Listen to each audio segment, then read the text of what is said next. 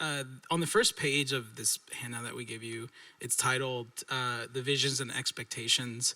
So if you auditioned like recently, or I don't know, several years ago, or if you've been in the band for a long time, all you guys have, right? These vision and expectations are what we hand out. It's like kind of what we expect for all of our players, and we're sort of gonna skim through it just lightly, but go in detail for the bass role. And just a really quick overview of what this session is about.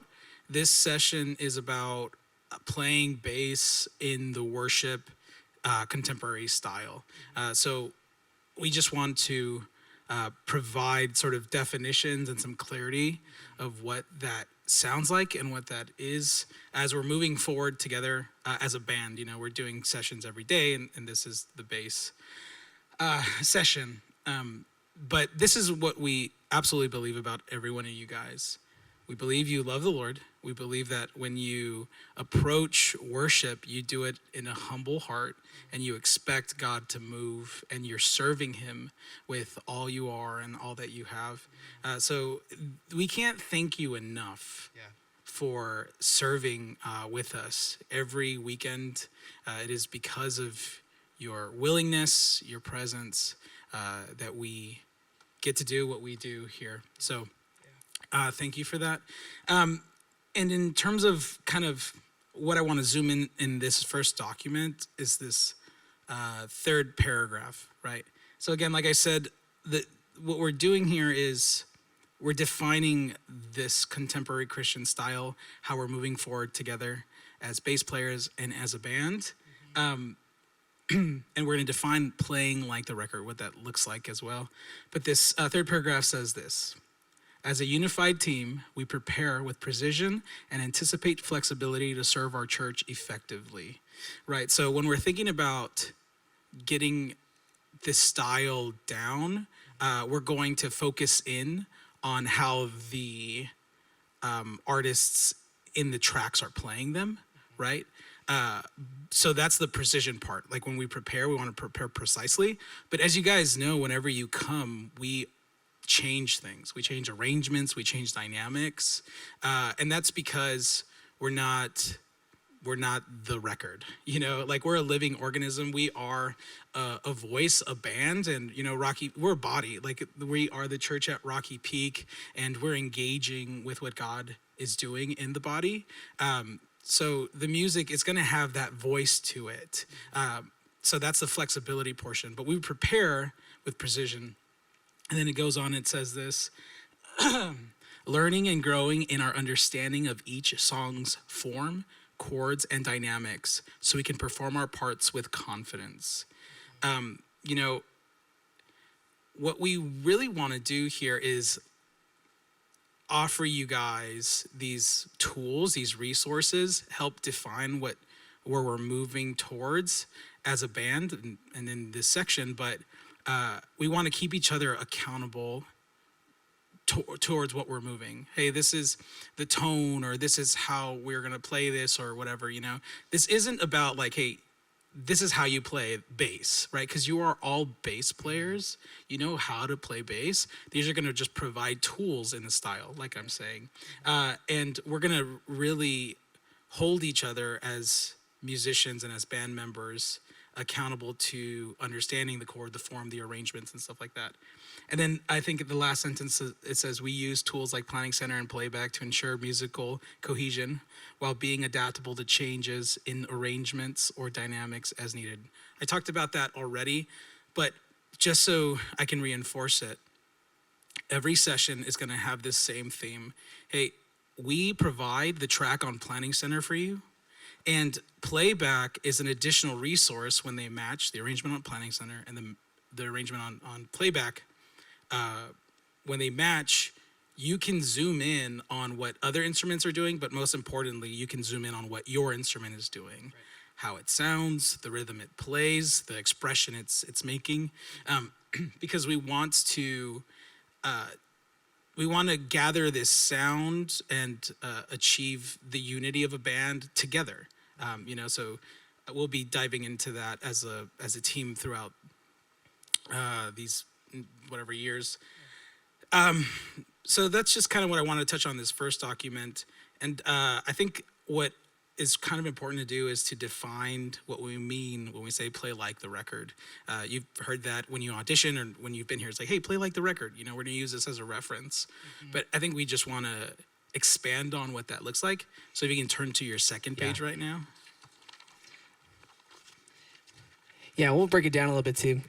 So my favorite part about that last paragraph too is playing with confidence. You know, maybe for some of us, like we've been in situations where like preparation was hard during a week, and we're glued to the chart or something like that, and like some of the like I feel so disconnected when I'm like leading worship and I'm like I don't know the words, or if like I'm playing guitar but like I don't know what the next chord's gonna be, you know. So like I'm like glued to this chart, and like all of a sudden I have been like I'm moving my focus and attention on like myself and my bass playing, instead of thinking, oh, how am I playing with the drummer, or how am I playing with the band? Am I executing the parts that I've prepared? And so that like all these things that we're just talking about is just like so that we can come out here with confidence, praising the Lord, giving him everything that we have to where he's our only focus and our only desire when we get up here. But yeah, playing like the record. What it means to play like the record is the question, and it says this means coming prepared to rehearsal. One, knowing the songs as arranged in the official reference tracks provided through Planning Center and Playback, and having mastered dynamics and tones to ensure a unified contemporary Christian music style across all worship services. But what does it not mean is being a robot, and that we're not creative with that. And so I kind of want to break that down a little bit. You know, like me and Ray and Logan, like our jobs are to provide everything you guys need to have, to be able to execute like your parts in practice time. So that when you come up here, again, the heart is like confidence when we lead worship together.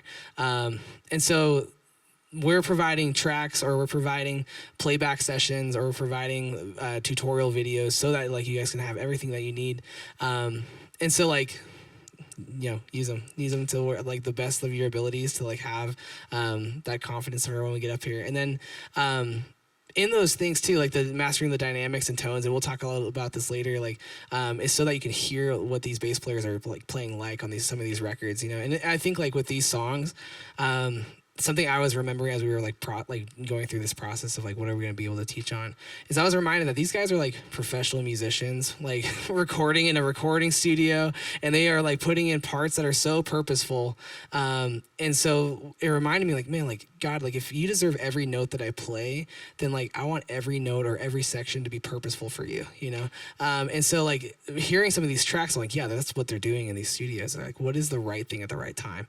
And so for me, like that was like such a like beautiful, refreshing thing of like, oh, like I'm just like trying to give God my best, and so like every note will be for him and every section will be for him.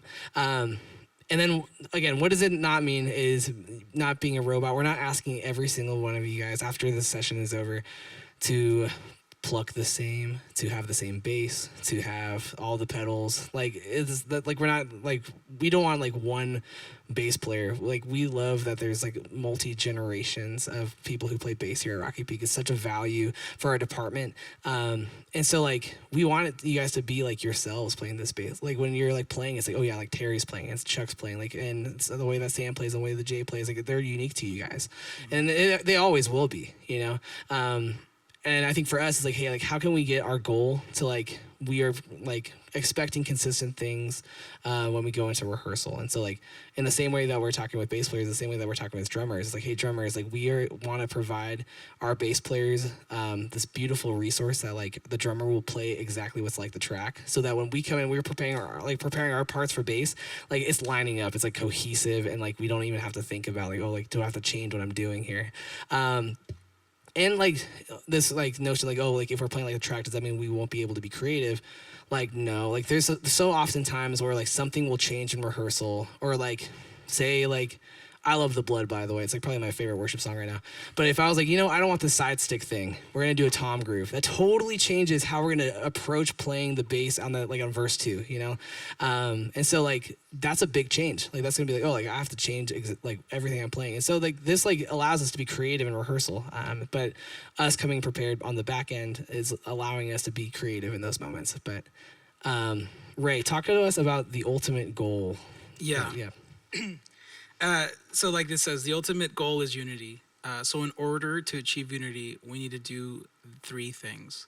One, we need to commit to the overall vision. And we're kind of defining that. The overall vision is this style, and we're going to try to break that down as best as we can. And, you know, you guys can chime in, ask questions if something isn't clear. But this is what we're focused on, at least right now as bass players, you know, and tomorrow they'll be focused on, you know, their role with that. And then the second thing, deliver on our role. Unity comes with trusting each member to prepare and perform their role. Lack of skill, preparation, or memorization creates disunity, forcing adjustments that break trust, right? So I love this because, like I said, we are expecting your role to deliver on moving forward with the style. And this is just a strategy of learning this style, right? You can remember, hey, I want to play like this bass player, I want to play like this guitar player, your guitar heroes, your bass heroes, right? You listen to them and you try to emulate them to find their tone, and it's this deep dive into that. We're sort of asking you to do that in this realm for worship music, so we can all have this cohesive sound, but delivering on your role comes with that expectation and accountability. So if, just like Reed was saying, like if the drummer was playing something completely different, well, they're not delivering on what's expected, right? So if you come and you play something completely different than what's expected, you're not delivering. But this also creates a disunity, because then some other instrument is like, how do I cover the range? How do I cover that sound? Like it's missing. Where is it missing? So having everyone lock in to what they're supposed to deliver demystifies that. Oh, I know the bass is going to do this. I'm confident per section, like this is what's going to happen as a band, so we can be glued together. And then that third one says collaborating together and not as individuals.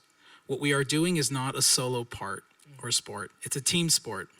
It is vital that when we choose to create, we are doing this in partnership with one another, not to simply improve or modify our individual section. When we choose to create apart from the whole project, it creates frustration and breaks down trust between sections. I kind of just touched on that, you know. We want to, just like it says at the top, we don't want to create robots, and we don't want to get rid of creativity. We want creativity. We want your voice. It's just like, how are we going to get there together? It's all about collaboration, because we want to have unified worshipful moments as we're pursuing these sounds together. And then here's a process we are looking to accomplish within our rehearsals.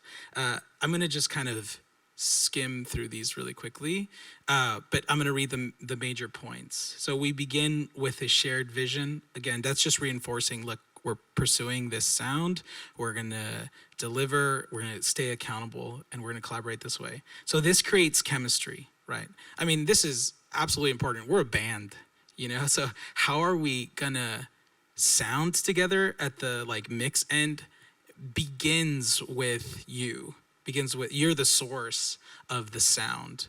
How you play, how you prepare, how you come into this room, and how we blend together. And then this leads to the gift of time. So you know, we've been here where we're like nailing a song again and again and again. We just ran out of time. Like there's no time to be creative or to collaborate. And sometimes this works against us, where the reason why we're losing time is because we're working backwards. We're like, oh, hey, this part isn't the right part, so let's help you successfully get that part down. So now we're losing time, right? But if we come paired together, we have this gift of time, and then it enables creativity, which is that last one. So it says this: the gift of time leads us to more opportunities for creativity. Learning the parts, dynamics, feel, and tones on an intimate level will allow for creativity, improvisation, collaboration closer to the parts, dynamics, feel, and tone of the style, right? And again, that's what we're doing here tonight. We're gonna dissect the tone, the feel, the dynamics of the style on every instrument level. But we're breaking down bass tonight. And here's this final note: these cannot go out of order. We don't have the time or trust for creativity if we don't build a strong foundation. Creative liberty will come as a result of learning the songs beat for beat, fill for fill, and will develop, ensure our suggestions fit within the style we are trying to achieve. Again, like I was saying, this is just a strategy. We're gonna learn things it's a means to an end, right? We want that creativity, we want cohesion in that sound to blend together. But right now we're gonna keep having this language. Hey, play like the record. You're gonna be accountable for playing like the record. Here are the resources that will help you play like the record. And then you're gonna get this style in your fingers. At least that's the hope. We're gonna help get you there as best as we possibly can. Yeah, I'm not like a bass player. Yeah, I think too, like learning this style, and I'm going to talk about this in the lead guitar one, but I'll just say it here too. When I first came to Rocky Peak, I didn't know Jesus. Like, I found the Lord here, I found him in this room, and I remember, at that point I was a jazz guitar player, blues, rock guitar player. Like, that's like what I knew. And I learned from I watched Stevie Ray Vaughan videos, or I would watch Slash play. And I'd be like, yes, this is like what I want to do. This is what I want to learn. And then it came, I found the Lord, and I was like, oh, I want to use this gift that I have now for the Lord. And so I joined the team, and I realized I have nothing. I would plug in my guitar into my amp and have a little bit of reverb on the amp, and then just turn the amp all the way up, and then let's go. It's time to shred. But now you're in this context where it's oh, we don't have amps anymore. I don't have. I think the only pedals I had was a tuner and a wah pedal, which only one of those fit in this, and it just tunes the guitar, and so I had to really invest into my rig of what is the tone that these guitar players are going with, and it's all very ambient. The reverbs are huge. There's delay on everything. I was like, okay, now I'm learning stuff that I've never learned before. I have to learn this as a style of music because it's so different than anything I've ever played. And I'm so thankful I went on that journey of oh man, there's such good tone. There's, especially now, I feel the worship music production has gotten to a really cool level. There's bands the fact that we play Rattle is such a cool song. That's as somebody who played rock guitar, I'm yes, this is what I want out of these. But we're seeing that in the guitar world, and I think now more than ever the bass world is even growing more into that style. And guys like Bryce Vaughn, who plays with Gateway Worship in Dallas, and then there's Matt Ogden, who plays for Bethel. It's a great bass player. Adam Kaiser is another bass player. He's just from Bethel, and he's has a great rig, but then also just has great tasteful licks in his stuff. And so if there's people you're I want to get more and more into this style of what is this new CCM sound. I think those are three guys that we can point to. But cool. Yeah. Also, you dropped your pick. Thank you. I appreciate that. Yeah, I got you. Yeah, I saw that happen. For sure. Okay.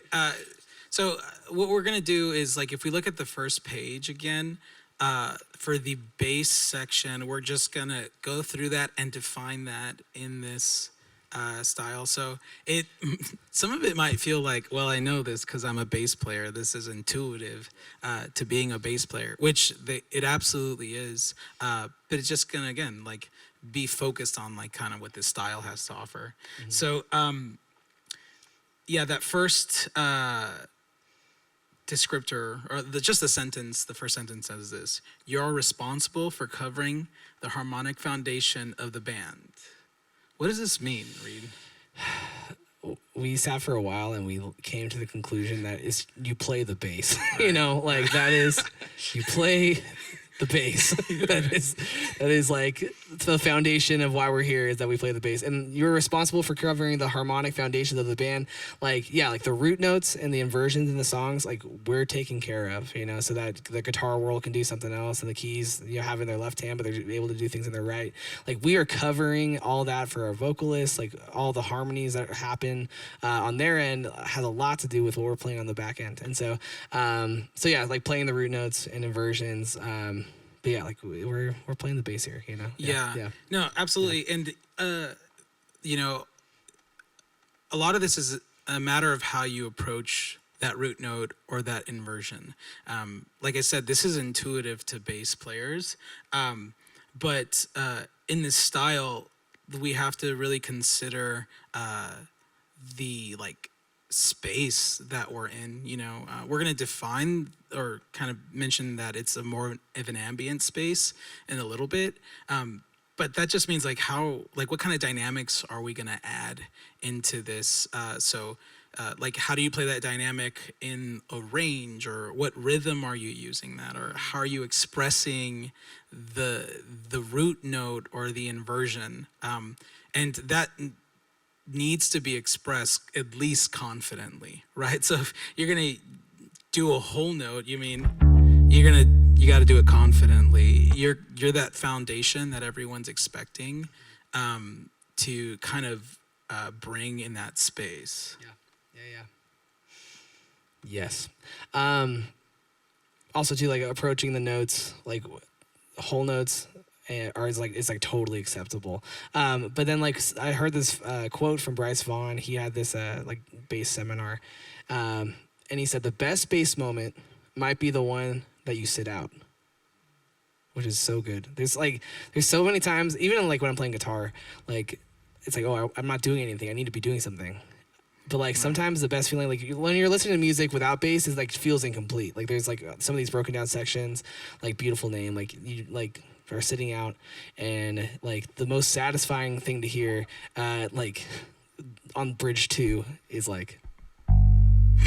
It's just like so satisfying, you know, because it's like you miss it. Like when it's gone, it's like, oh, that like fills up the whole sound. And like by us not playing, like that's also totally acceptable in those sections. Again, like every note is purposeful, every section is purposeful. So if there's a section like, oh, I'm not gonna play here, so that when I do come in, like it's gonna come in way harder. I think about in What a Beautiful Name when those toms come in on verse 2, when the lyrics are like, when the heavens are roaring, like just hitting that like G with the toms, like everything's back in, the energy in the song is like driving, and so like we're added to that. And so and then obviously like with the build, there's a build in every song that we play, and so like knowing like, oh, like how I'm locking in with the drummer and going, you're bringing in those eighth notes, like with the drummer like going, it just all matches. It's really clean. But again, like every note, everything is purposeful, regardless of if you're playing in a section or not playing in a section, or if you're playing eighth notes or you're playing quarter notes. Like it all has, or if you're playing with the drummer syncopated, like it's all, it's like all for a purpose. Yeah, and how you approach that, like let's just, talk about Beautiful Name for a second. When those drums come in, how are you approaching that G note? It really matters on like this dynamic and feel that we're generating, right? Like like if I do this, I can't play bass. But like this upper G, I think yes, you're hitting the right note. You're hitting the right note at the right time, but what's happening dynamically, like, oh, I know that we're going to be big here, so I want to offer that like low grit foundation as like the song is moving, and obviously you can hear that stuff from the track, and just like I was saying, you guys are bass players, so it's very intuitive. And actually it's funny because at least when I think about bass not being a bass player, we cover the low frequencies a lot, but this style really offers a lot of like space. So when it is a broken down section, like you're playing these same notes in a higher frequency. So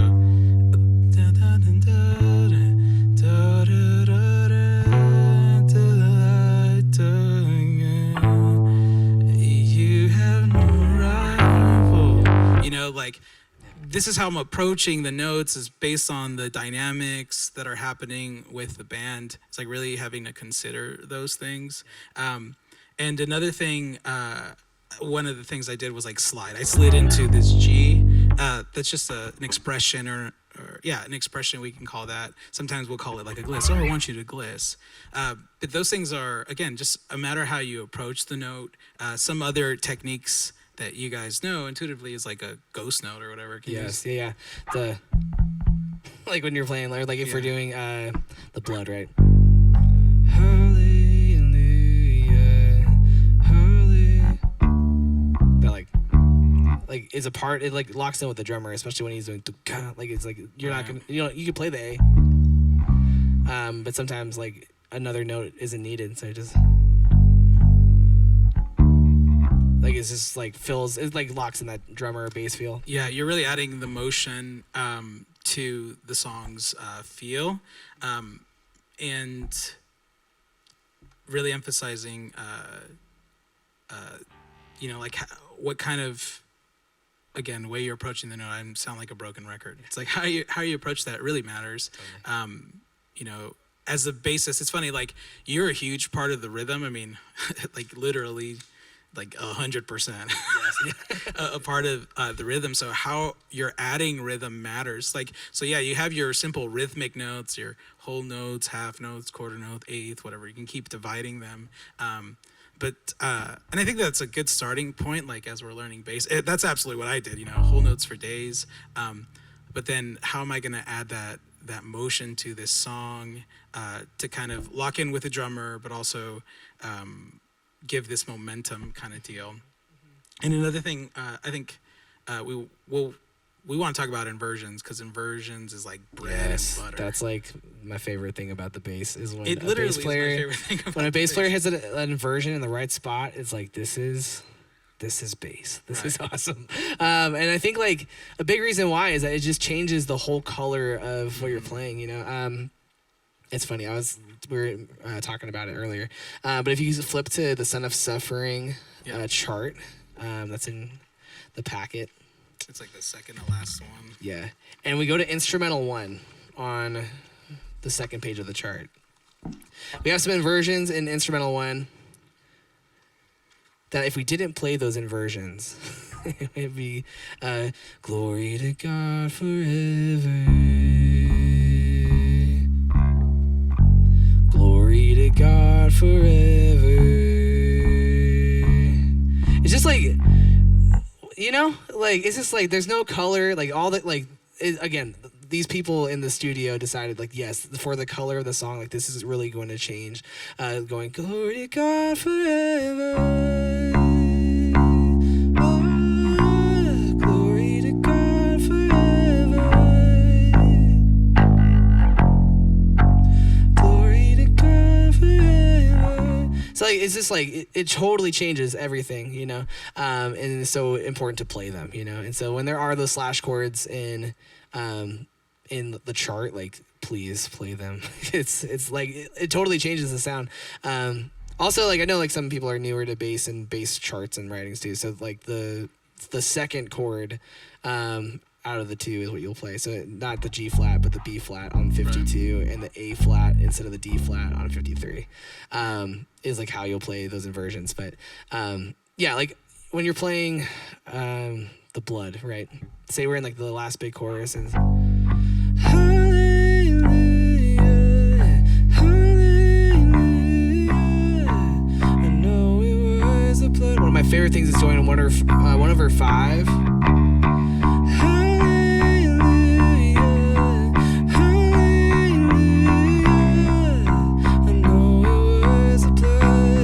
It's just like there's a triumphant moment with a 1/5 at like the last section of something that like always gets me tickled a little bit. Yeah. No. Sure. Yeah. So what's interesting about this, it's like when you listen to these worship tunes, they have like this, the 1/3 going into a 4 or 1/5. All this motion is for color. You know, it is like this tension, and how that tension gets released. I mean, you think about like Reed said, literally we build in every song. Like all of these songs have a build. It has this cinematic feel of the journey that's being happened, like with the vocals, how we're supporting that and the lyrical content, and then we're building to this climax. And adding these inversions, these colorful things. For one, you'll find just naturally in the record as you like listen to them. If you solo playback, you'll find where these things are. Yeah. And again, we have the charts to help you with those resources. But you know, this is like, remember the strategy is like, we're going to play it this way, but as we break out and we collaborate together, Right. like we're going to add these inversions naturally because we're going to feel them together, Right. since we have the feel, the cohesion, the language together. And you guys know, if you have an MD and if they're bold enough, they'll call 1/3, you know, or yeah. so let's say 3 or 5, you know, like when things are happening, it's because they're building this tension, and like being aware, being a part of that is absolutely key to the way the whole band is moving together. So yeah, like 1/3, it feels like a good motion. It is tension, but that 1/5 is like it's like this like lifting tension. It's so different. Yeah, like if you're in like Build My Life, right? Like worthy of every song we could ever sing, we live for you. Oh, to the chord. Like it's just like you feel like this needs to go somewhere, and it's definitely here, you know. Right. And so those 1/3s going into a 4 allows that like tension to release in music that we experience. But also, like, I mean, talking about inversions, I'm totally, whenever I'm on bass, I'm totally like at fault at this, is like over inverting all the time. Like it's like and you know, it's funny, like Lauren and I talk about it too, like that it just like messes her and her harmonies up so much. It's like, dude, like, can you stop changing the chord? Like please. Like, and so you have to really know your spots. Like I feel like when it comes to fills, like, or like, you know, doing licks and stuff or doing inversions, like I get like one shot on bass to do one of those things, you know. And if I do it too much, then it's like, oh wow, I'm really busy. Like I could do 2 of them and it'll feel busy, you know. And so like knowing when those are like the right moments, and like again, like knowing the worship style is like, you know, we're learning exactly like the track, like what's happening. And as we learn what worship music for bass is like that's when we like can deviate with, you know, inversions. But like again, like knowing the spot to do it is like really important. Because I'm always just changing chords. It's dumb. I shouldn't do it, but yeah. Yeah. Again, so that's just the first expectation, right? It's like you're responsible for covering the harmonic foundation of the band. Again, you play bass, so like we were just kind of breaking that down, and a lot of it is intuitive to you. Some things that I do want to emphasize are like the glisses in this style are wild. Yeah. You know, it's like sliding down, sliding up, With pedals on. It's like something to really be aware about. Like they're on breaks on 4 or something like that. So you'll hear them in the record. But then the second sentence of this roll says this: you are aware and in tune with each song's atmospheric, rhythmic, and melodic elements. That's like a mouthful, kind of, you know. So, but it's just, if we just break this down, okay, the atmospheric element, like, what does this mean? This means tone. You know, it's like what tone is being produced from the bass. And you can think of every genre, every style, it has that. It has its style. You know, like if you have like a funk feel, like this like blues feel, like there are these grooves, these tropes. And in worship, it has that too. And I know that with several of you guys, we've been working on, hey, how do we get the tone for the bass that kind of that is complementary to this style, and then we're going to keep working on that for sure, but we want to break that down a little bit, what the tone in worship sounds like. Totally. Yeah, let's start with your board. Or I guess, like, you know, it all starts with our bass. Start with the bass. You know, So I think whatever we hear these guys, okay, like we work here, we worship, just embedded in this culture, and these dudes they play like P bass or jazz bass, P bass or jazz bass, you know. So if you don't have a P bass or a jazz bass, you're not out of luck. It's just kind of like the source that they use. So how do we use our existing basses to shape the tone?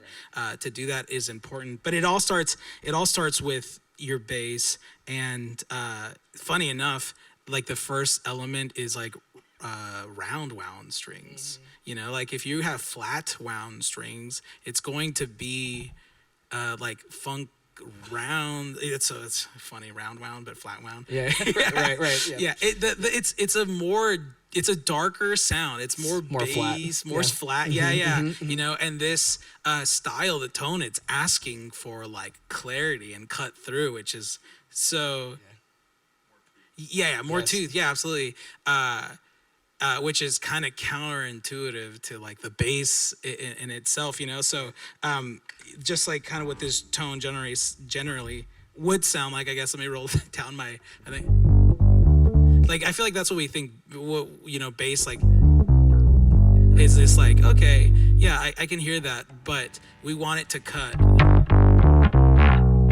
Like, okay, I'm hearing all that nuance of like the fretting, the picking, the like all these things. Actually, we want those articulations in the bass because we want them to cut through in context. It doesn't sound that bad. I mean, I played it horribly, but in context, it provides the clarity that we're looking for. And round wound strings absolutely do that.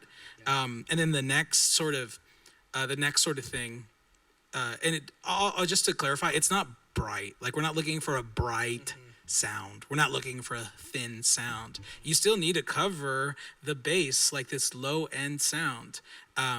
But you want to cut through, like Chuck was saying, you want to give it teeth. And for the ridge, we have, what's that called? The HX Stomp. Yep. Yeah, and then for here, this is my pedal board, but it's the same thing. We have like a micro synth and a tone hammer. And the tone hammer, it gives it like this teeth just naturally. So let me turn this off and then, yeah, it's like gone. Okay, let me see. All right, so like we hear its roundness, but now with this engage, I was like, okay, that's kind of different, like we're cutting through the mix. Yeah, we want that even on your lowest dynamic. I know that sounds funny, but this is gonna cut through the mix. What matters is how you're approaching it with your fingers, right? The first thing we talked about, or what you're playing with your right hand. How are you gonna approach this note in this dynamic? Like let's just say we're in the first chorus of the blood. I can't sing this song, but like imagine like that's too much. That's not the right way to approach this note, or in this dynamic, but we wanted to cut through, so we're gonna hallelujah.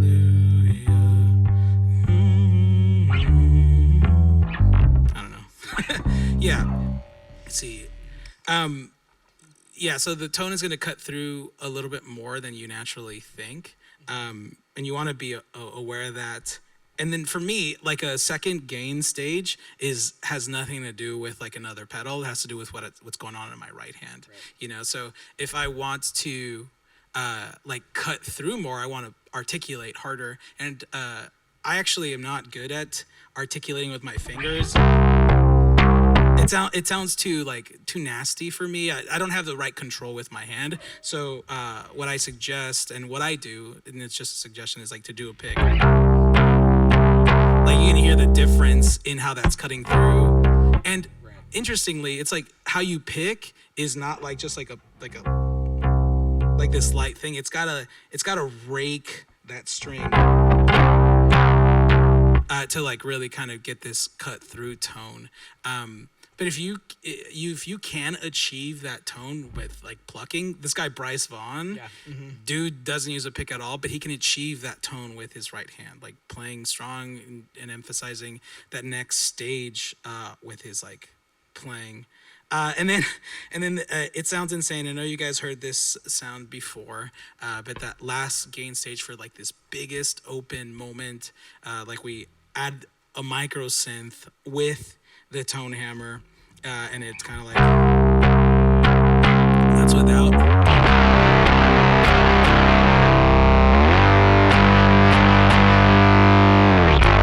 Anyways, yeah, it's like this grittiness, you know. It's Yeah. like, So good. wait, should I do that? It's You so know? funny. I showed the microsynth to somebody, like who was a bass player. I was like, that makes me nervous. Yeah, yeah, Because it's like so different than like yeah. bass. It's you know? absolutely different. But yeah, it's embedded in so many of these songs. Oh, yeah. Now. I think I just want to show an example, if that's okay. Totally. Yeah. Go for it. Okay, so I'm gonna just start at this.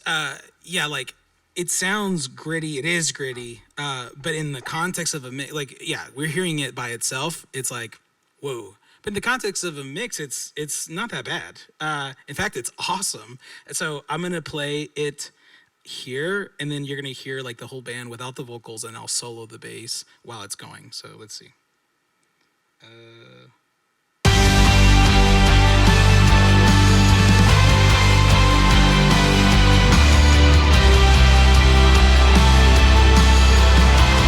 Here's the bass solo.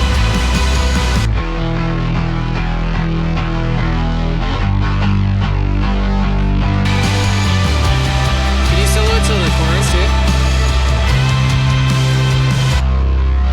Yeah, broken down chorus. Yeah. Yeah. Perfect. Yeah. Yeah, and then they turn it off, you know, because the broken down chorus. Like that would be wild. You're just like, yeah, that's it. Yeah. This thing Right. is great. Yeah, but this is kind of like the tone that we're looking for, and it's choosing when you choose those moments. I think will become natural as we like dive into soloing. Like, oh, hey, this is in the track. Like, let me use this so I can kind of become more familiar with it and which section I could use it in the future. Yeah. And honestly, what a time to be a volunteer, because like that didn't exist even like 2-3 years ago. Right. So like the fact that we have that as like we isolate the actual stem from the actual recording, like that everybody here has that same like ability to have that. It's like what a time, you know? Like that's like so so nice. Cuz like when you're hearing the compressed track, cuz you know the song that's on Planning Center is, you know, pitched up, and so you can't really hear what the bass is doing anymore. It's just like so awesome to have that ISO track, you know. And then one more thing with the microsynth, well, for both things, bass in general in pop music and all of it is like moving more mid-range than it is low end. You know, there's a lot of these songs are getting more of that like tooth sound, and so like part of the tone hammer, and even with the HX stomp, like you know. There's like a lot of mid-range happening when the bass is really, but I think because like it's to cut through. When you think about like when we had to start streaming things because of COVID, like if you wanted to hear the bass at all, it would need to have a lot more mid-range on your phone speakers to hear the bass, you know? And so I think especially now, like it's everywhere. Like I feel like I hear a lot of bass players like playing with more mid-range than ever before. And then with the microsynth patch on the HX Stomp isn't as cool as the microsynth, but it still does the job.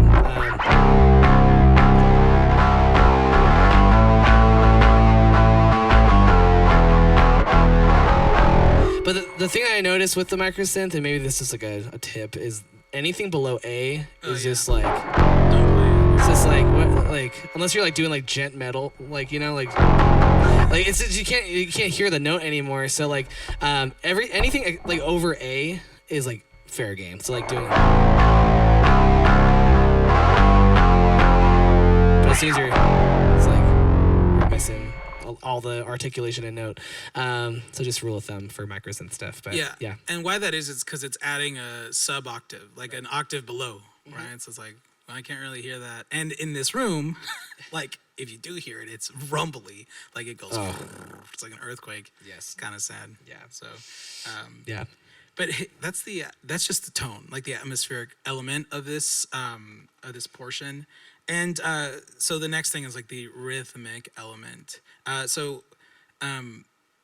And the melodic element, like we can put those together. But knowing the song's forms, chords, and dynamic intimately before playing a single note. I mean, again, that's the theme of what we're doing. It's like, what is the song doing? Like, how are we going to approach the rhythm? How we're going to approach the melody? How we're going to approach the atmosphere? And the original recording like provides that information. Let's see. You can, yeah. Yeah, I would love to. So I think I was the bass player who told me, like, we were talking to him, like, it scares me. Oh, maybe, yeah, yeah. So what I came to realize is, like, in our mix, like, my mix, 80% is me, and then I sprinkle in everything else. Right. The microsynth in our ears is not anything close to what's going on out there for the rest of the band. So it's important. I'm like, oh, because I heard someone else playing with it. I'm like, oh, it sounded like one full, but it wasn't as impressive in my ears. Right. So that's like, yeah, I'm no longer like scared of it. Oh, totally. It just makes more sense. Especially with like the in-ears, like their ability to produce those notes that you're playing. It's like, oh, like my in-ears are like shaking now. What's happening? You know, right? Yep. Yeah. And also, I'm gonna say that the board is EQing out some of the grit, and Yeah. it's rounding it off, so it's not like totally in our ears, which is like very like this is like Right. Mm-hmm. you won't get that out of the mids, I don't think. No. Yeah. Right. Yeah. Yeah. What were you gonna say, Sam? What helped me too was I used to just listen to the board from my in-ears. What was it? D bass, right? Yeah, yeah. There's two basses, right? Yeah, yeah, on there. Adding in the direct, yeah, really helped to tame the increased high frequency response from the microphone. Right. Yeah, it sounds really great out here because that's how they mix it. So Right. I tried figuring out what was going on out here by listening to what we got on YouTube during weekends. Yeah. Mhm. And so I tried doing what I could with my in-ears, Right. looking how Nick or whoever's back there tries to balance it. Right. Totally. And like Nick is so good with like cutting out any frequencies that he doesn't want, you know. But then also like because we have an MD on the ground like 90% of the time, that's being able to hear what you're doing and interpreting that out there. We'll always let you know if it's like too much. But like I think we've dialed in the microsynth like pretty well. Like Yeah, so in this room in particular, we have a wet signal and a dry signal. So if you go to the ME1s, if you press bass, the group function highlights because there's two sounds. There's a D bass and then there's bass. I think D bass stands for dirty bass, right? I can't remember. Yeah, so the dirty bass is the wet bass. So it has these elements in it. It has the tone hammer and the microsynth. But just the regular bass, that's dry, nothing with it. But that's because that's how we're mixing it in the house as well. When you turn on that tone hammer, we're adding, okay, let's add this grit here, or we're mixing them together. So, and we're gonna keep working on moving towards like, oh, how can this be the primary sound that we're working with, you know? Right. But yeah, we're mixing that in for you guys. So yeah, and it's available on your ME1s, like just exactly like you're saying. So in the Ridge we don't have that, so it's just straight up like Ajax stomped to the house. So it's and I prefer that. Like I love the sound of that. I just like knowing what is being out there, you know. Yeah, exactly. Like, and you know, we probably could route it that way too, but I think for me, like, it's nice knowing, like, oh, when I press a pedal, it's happening out That's there. happening. I like that as a guitar player too. It's like, oh, if I was gonna add overdrive, but it wasn't happening out there, I'd be like, well, like, what's happening, you know?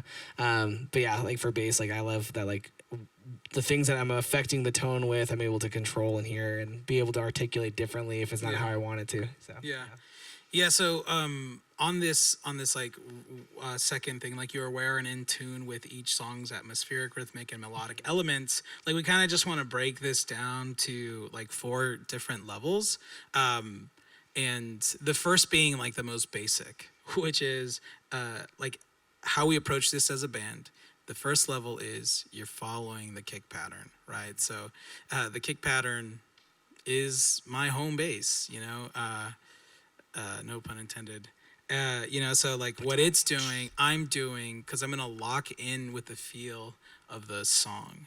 And then the second level is following the whole kit, you know, and this is actually kind of scary and hard. I mean, for me, for not like a real like bass player, it is kind of difficult to be like, how am I going to follow the whole kit? Like when a tom does a strike, or hey, there's this hat groove here, or there's this other thing that's not the kick.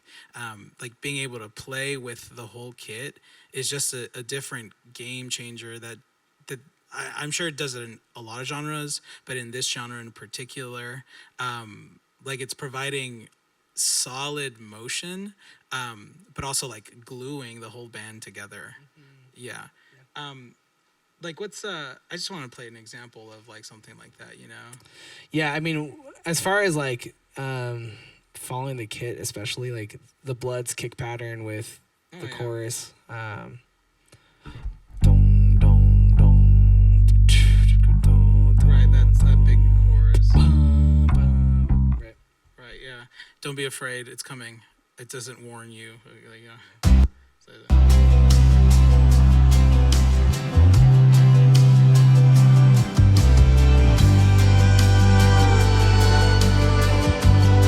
Let me just. Yeah, these are all that's later on in the song. I think it is.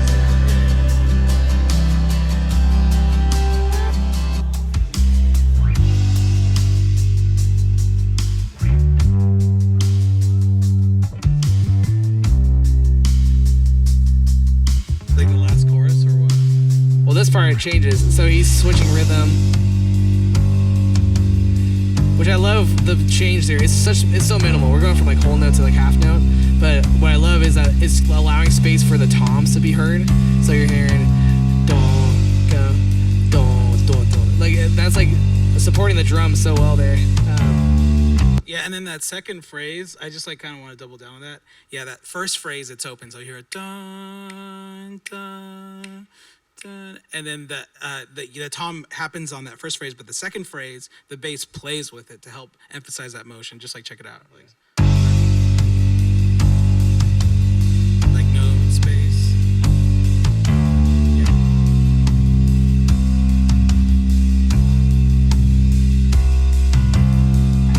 Yeah, it's like you're playing with the whole kit now, and not just playing with like what the kick is doing. It's like what the whole kit is doing.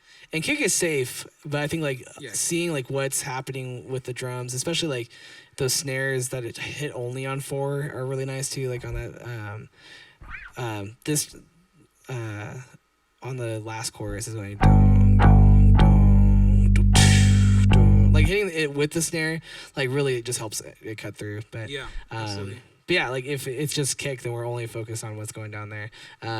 Even like if we're in, I mean, and this is just like not an example, but like if a drummer is playing cymbals and it's like really light, the best thing to like help support that is either not playing or it's like playing up high, and so like to support the high things are happening in the drums, and then when it starts going low with the drums, whether that's a tom groove or whether that's all that kind of stuff, like we can add our low frequencies back into those moments. And so just kind of thinking like as a team with the drummer, it's like, well, if you're playing here, then I'm going to play here. And if you're going down low, then I'm going to go down low. So, Yeah. yeah. Yeah, and then there's just like, just to keep going by levels, like this level 3 is like following the vocal lead piano melody, so if, at this basic level, I'm following the kick, gung, gung, and then on the next level, I'm following the kick with whatever the kit is doing. It's like, okay, I'm going to add more elements that is going to complement the vocal or the lead line or the piano line, the melody. And I think a song that comes to mind that we didn't prepare, but it's called "For the Sake of the World." I don't know if you guys are familiar with that song. The line goes like da da da da da da da da. Or You've Won Me. Oh yeah, Yeah. You've won me. Yeah. That's it. Yeah. That's why I've been getting it wrong this whole time. Yeah, the song's called, so like the guitar plays that the first time, and then the bass joins it, like just kind of like creating this motion. So being aware that like, yeah, the bass chooses these moments to add, to reinforce the melody, either from the piano, the vocals, or the guitar. And Bryce Vaughn, this guy that we're talking about, for the song "Son of Suffering," this isn't native to this arrangement, right? But he works for a church, like Reed was saying, called Gateway Worship, and they collaborate all the time. And in Son of Suffering, during like the bridge, he plays the melody with it. So like, let me just play that, and Reed will play it because he knows how to. I'll make sure not. Yeah. All right. So this will be a bar before. Let me take the bass out there. Or let's just hear, like, let's just kind of hear what the bass is doing by itself a little bit, you know? Wrong sections. Wrong section. Here we go.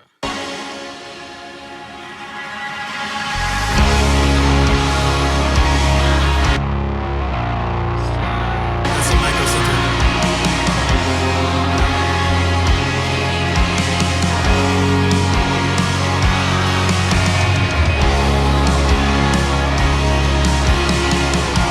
Yeah, so basically it's following the kick pattern. The openness of it is why they bring in the microsynth.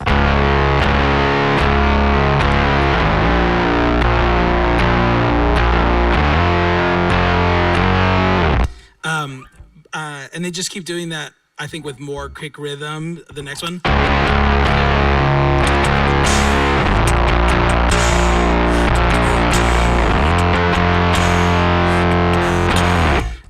Yeah, and this guy Bryce Vaughn, he's like, well, let me just double down on the melody, and this Yeah. is Are you gonna play with drums? yeah. Oh, with drums, just you and the drums? Let's do it. Sure, why not? Yeah, let's do it. Let me just take out the bass, and then we'll hear it. Here we go. A bar before, yeah. Cool.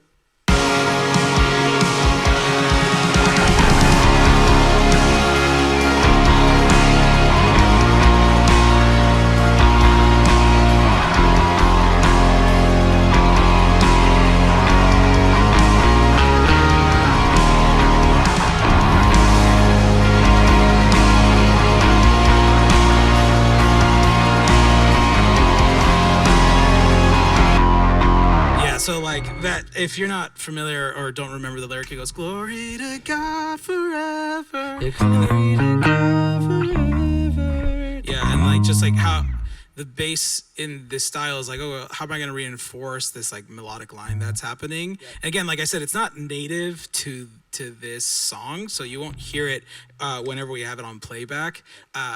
But knowing that, hey, this is what the style is doing, and how am I going to collaborate to implement these things are going to be important as we move forward. Remember, just with beginning the strategy, learning the style together, and then collaborating to like have unity, to have freedom in the way we express worship or add our voice to this sort of thing. Can we do the last instrumental of the Blood too?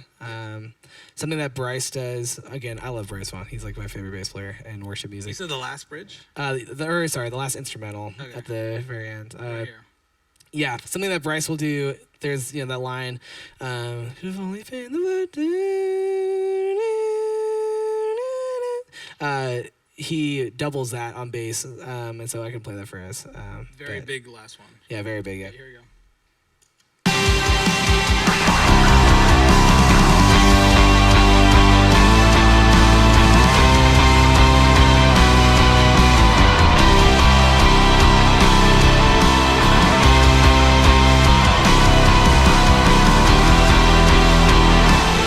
Just like something like that, like just like culminates the song and like it supports that melody line so well, in that part just changes what's happening in the radio. Yeah, it's enriching. Like I get the fancy way we wrote it down here. It's enriching the melodic environment. So that's gonna lead us to that last part, like licks, right? So it says this: adding tasteful licks and grooves in appropriate moments, and those are two separate things: tasteful licks and appropriate moments, and they need to be combined, right? It's like, okay, how am I going to add a tasteful lick in a moment that's going to serve the song? And usually what's really, what's happening in this style is like when there's a lick happening, it's offering motion into another section, right? It's not really giving like motion in that same section. It's like, hey, we're going somewhere, we're moving along. He was just playing the Blood right there. It does that like really nice little lick. There's 3 licks in the Blood that like, right. It's like perfect. Like what this guy does. I don't even want to play it because I want to hear him play. Sorry, guys. Yeah. So the first turnaround, I know it was a flood. He does this like double stop. That's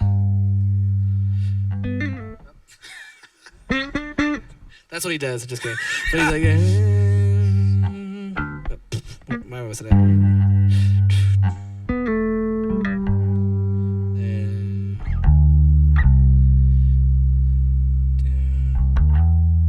And so like he does something like that on the track, but it's like just a nice touch. Maybe we'll just play that instead of me botching the line.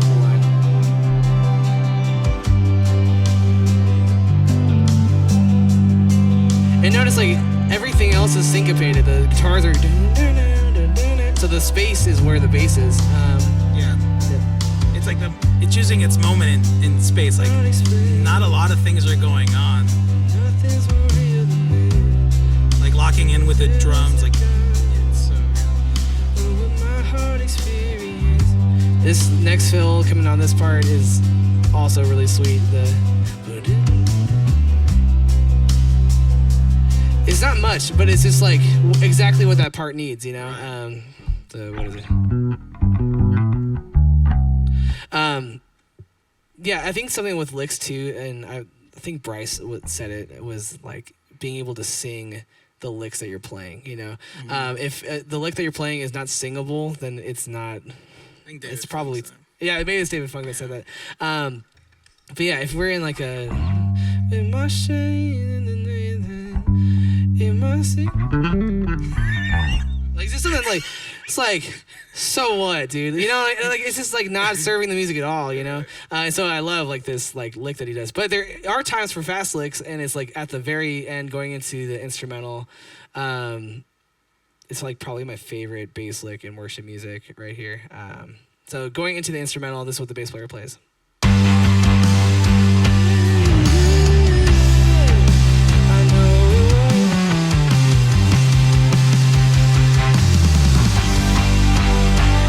Just like, dude, like so good, you know? And this is what we mean by like playing like the track. Like if you can play that, that's awesome, you know? Like that's like, I can't make any other lick that's as cool as that one. Especially for like the, like, you know, they chose that lick for the song. So, absolutely. Yeah. And I've been talking to several bass players, like, how do I define this? And like, the only word I can think about, and maybe it's not good, is zippy. Like what you're hearing the bass dudes, like these like slide zippy sort of sounds, you know?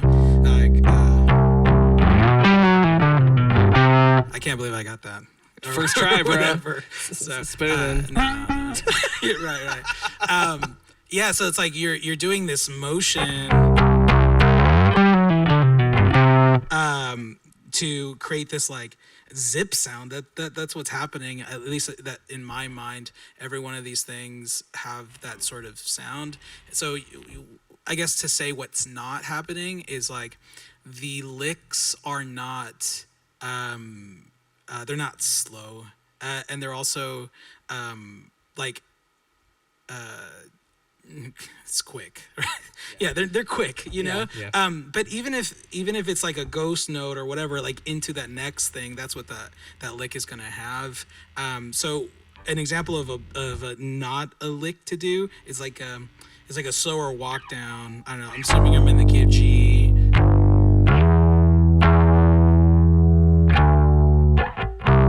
Something like that, you know. It's like if you're trying to create a lick, like if the notes are D, whatever, E's, D, C, like play that.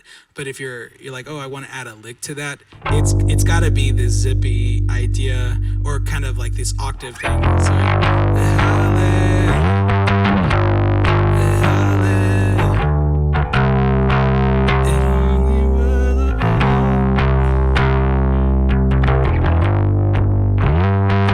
as long as you kind of hear like this like sort of slide sort of thing. Yeah. I'm not saying, oh, just do a slide and you're going to get it right. I think what I am saying is kind of what Reed was saying. Like, you know, you're hearing these parts isolated, like you can learn that lick, totally learn it. And it's going to be a part of our vocabulary. I mean, this is how like we learn music, right? It's like, okay, we're going to learn this lick. And if we're fortunate enough to play in a band where they're like, do something, you're like, well, I learned this, so let me try to make my own voice to that. Yeah. And that's what we're looking for, encouraging you guys to like listen to these, absorb them, get them really under your fingers, make them intimate, so you can lock in with everyone and play it right. And then you'll be able to like add your own voice to that. Right. Yeah, totally. Yeah, so much of finding your own voice is learning other people's voices and then adding what matters to you, you know? Like I think like if you can learn Bryce's licks, like then it's like, oh, like now I can like I know what he would do, or I know what Matt Ogden would do. Like that one that's like Yeah. I want to like steal that for everything. Right, You know what I mean? right, Like it's very like pretty. a 1 to 4 is now so spicy because of that, you know? Like it's great. I want to play this like one just from what is this? Son of Suffering, like really quickly. This is just like a gliss and a slide that we asked to do all the time. Like, oh, do a gliss or do a slide, just to be like, oh, this is kind of in the style here. So.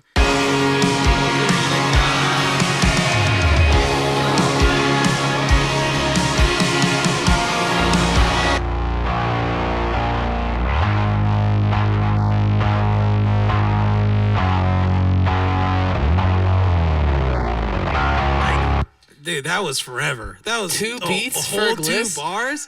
You know? I know. I always think of them like, oh, I'll just do it real quick. Yeah. You know. What is But with it? the micro synth on too, it goes. Yeah, that's not even as long, but yeah. I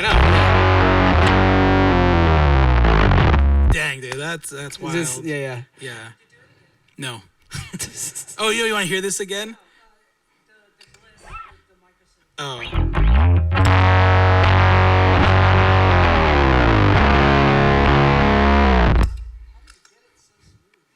How do they get it so smooth? Pros. You know? Dude.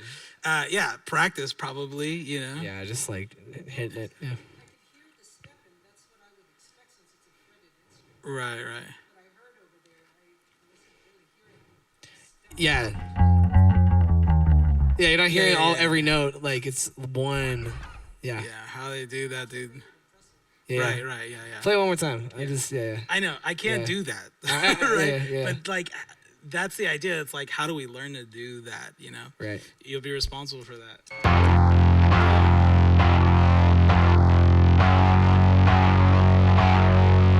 Oops. It's coming. That's right.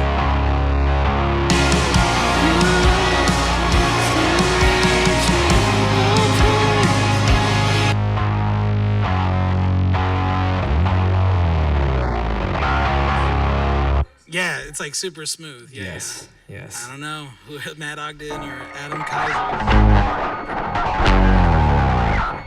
Like compare. Say it again. Yeah. It's tracking. Yeah. No, it's tracking. Yeah, I'm sure it's like a bunch of EQ processing and stuff like that on Right. top of that. So, yeah. Honestly, I don't know, but I understand exactly what you're saying. It doesn't sound like there's frets happening, you Yes. know, and it sounds like it's a longer scale. Like he's just like able to go. Yeah, like he's going down further. like this Yeah, far. yeah, right. yeah. And then bass drop there. Yeah. Yeah, but even if you can't like get that down perfectly, right? It's like, well, let me add that in there. I think is gonna get this idea of like, oh, we're getting the style down into our fingers. This is kind of what they're doing with that. So, and I think about like, actually, this is Jay Pearson, everybody. Hello, Jay. No, it's there's a song, and I've mentioned this to him before. It's called Gratitude. Like, my words fall short. He like created this lick. It came up with this like he looks confused. Like, oh yeah.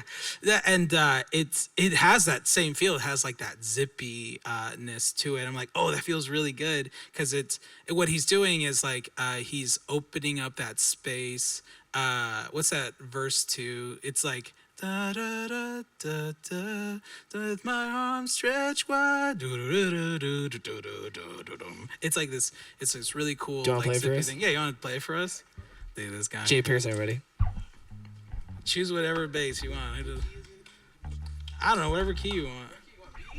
Yeah, B is. It's in the key of B. Sorry, putting you on the spot. I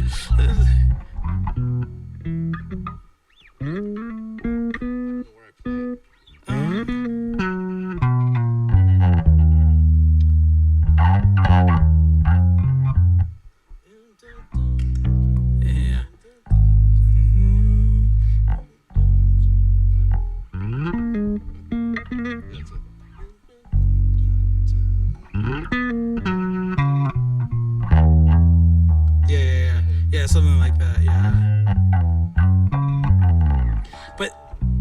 Yeah, no, that's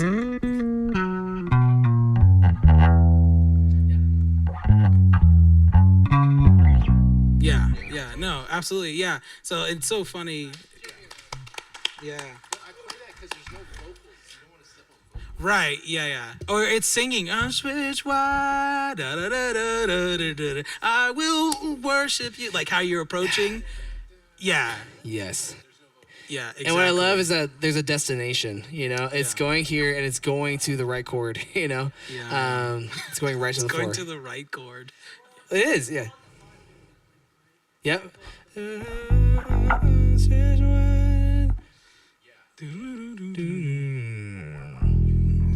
Yeah, absolutely. Nice. Yeah. Yeah. No, but I mean, that's just an example of like, oh, hey, I'm realizing that this isn't the style. Like, let me see if I can add to this, and it totally worked out. Remember, like Yes. hearing that lick and being like, "Whoa, that's cool." Yes. Like that's in the style, so that was kind of nice. Right. Very surprising. No, I'm just kidding. It was very like refreshing for sure to hear. I can't play bass, guys, so I gotta make fun of you. So you know. Um, I told you, I texted you two about the 2-7 you guys. oh yeah, Oh, for yeah, that yeah. one tune. What was that? Jesus have it all. Jesus have it all. We had Uh, yeah. All my days, all my life, have it all. Yeah, it sounds different without. I know. Yeah, it sounds different without the whole band. I know. But yeah. No, You got to that be was- there. Yeah, that was. It was a movie. Oh, and you know what's so funny about that? Okay, we added a major 2 chord into Yes. that a chord that should have been a minor 2 chord, right? Mm-hmm. Chuck was on. I think Chuck was on. No. Who was on? John? Were you? Oh, John Noon was on. Okay, actually, you were on another time that I'm thinking too. There was a time that Chuck was on, and this other time that John Noon was on. It's funny, you were on, I was on. Yeah, we were Okay, there. anyway. Yeah. Here's what I'm trying to say. It's like, the more we like come prepared with Yes. kind of what we're supposed to do, the more time we have, and we collaborate a whole bunch. Like when it was Max, Colin, you, Raphael, Reed, B, and my wife Sarah, and then Sarah Bush. Like we're like, I don't know, it was like 3:30, and we're just like, what are we gonna Right. do? I remember we played "Awake My Soul" and Yeah, we're like, yeah. oh, like what if we like changed it up and instead yeah, of we're going to go from the bridge and then we're going to go into like a big break, like a pretty long break for "Awake My Soul." So it'd be like, what key? D. Let's do D flat.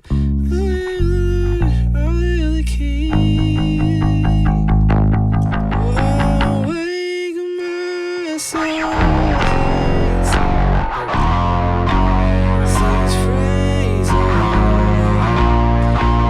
And that's like we were able to like do that in service, which was awesome. And it's Right. all because like everybody came in and they learned the Prepared, track, right. and it was like, okay, like we have the time now to like spend time to be creative. Like what can Right. we change? And that change like went really smoothly. And I think Right. a lot of that has to do with like we knew the song coming in. We knew right when soul was gonna be sung, and so like. For us, it was like, okay, like first try, I think we like just did it. And it was No, it took us 3 tries. Oh, right, But- because we were trying to figure out which word to Exactly, land on. yeah. It was like, should we do my? Should we do soul? Should we do wake? Or like, like right, yeah. Yeah, it was, but that was the great thing. It's like, okay, we want to add something different, something creative, but we did it in a collaborative manner. And sometimes, we can get there when we're like, not sometimes, we will be able to get there every Yeah. time when we're prepared. And with the Jesus Have It All example too, like we finished, rehearsal. We're gonna take a break for until run through, and Ray actually was like, oh, like I feel like we should do like this like minor thing. And so I sat down on the piano, he was playing, and like we just stumbled on this chord that like we wanted to do, which was the major 2. And I was like, okay, that changes everything for everybody. But thankfully everybody came in like really prepared, knowing the song that like this isn't a sizable change, it's like changing one chord. But that one chord makes a huge difference in the scheme of like what's happening musically.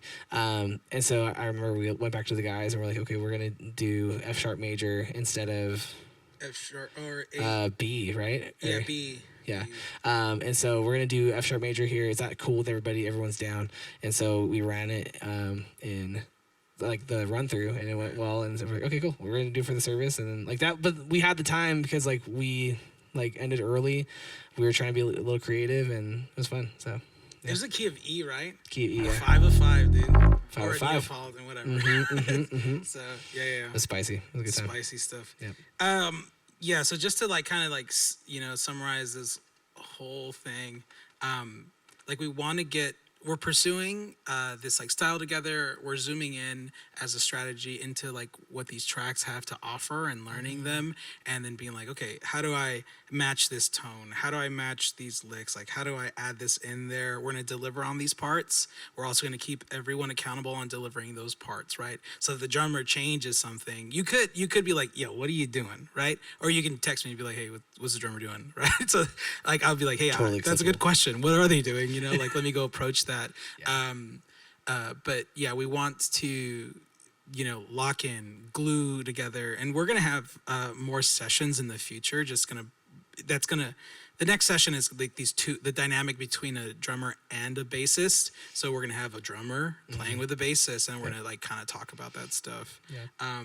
So yeah, more to come, but we're pursuing this together. Yeah, and especially with the preparation thing, like imagine like "Son of Suffering." One of the best moments in that song is that break on 2 with the crazy drum fill, and so imagine like you're looking forward to it all week, and you're like, all right, I can't wait to hit that break on 2s. It feels so good. I practiced my part. I got it, and then you get there, and it's right before you're like, okay, we're going back to the reprise of the bridge, and they play right through the whole thing, just full groove, and you're just like, what?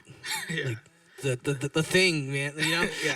And so like that's what it feels like when it's like, oh man, somebody didn't come prepared. The same thing with us as bass players. It's like, well, like we want to learn those parts because there are people who are looking forward to those parts being played. Like whenever I'm playing the Blood, like I'm like, let's see how that lick goes. Like let's see, like or like any of those moments. Like I'm like, oh, that's like so like tasteful. I would love to like hear that like in the track, or live, with the players. And so, Yeah, so like just to kind of also clarify a little bit of that, it's like we are challenging you, but even with the drummer example on Son of Suffering, if they don't hit that beat 2, like we're just gonna ask like why, like, oh, you missed that beat 2. It could have been a brain fart. That happens all the time. Yes. Like, oh, my bad, I forgot about that, thanks for reminding me. But it also could be like, oh, I actually can't execute that as like cleanly as I'd want to. Like I practice, but I just can't do it. Yeah. So it's like, okay, well, let's collaborate together for a solution, so that way we sort of have a feel, or maybe if we're gonna bypass doing that feel, like we're all gonna be in agreement with the space we're creating, and the motion, the movement, and the tone with this thing. So right, and I think like there's something like commendable in like the shape of like knowing that the goal is a hit on 2. Like if the drummer is playing a triplet fill because it's less drums to hit, or like is doing a different type of fill, the goal is still that hit on 2 for everybody to stay locked in, And so the goal is obviously to like learn like the record. If we're just like lacking skills, especially like in like student ministries, like people are learning their instruments, but hitting those like marks I think is really important. So yeah.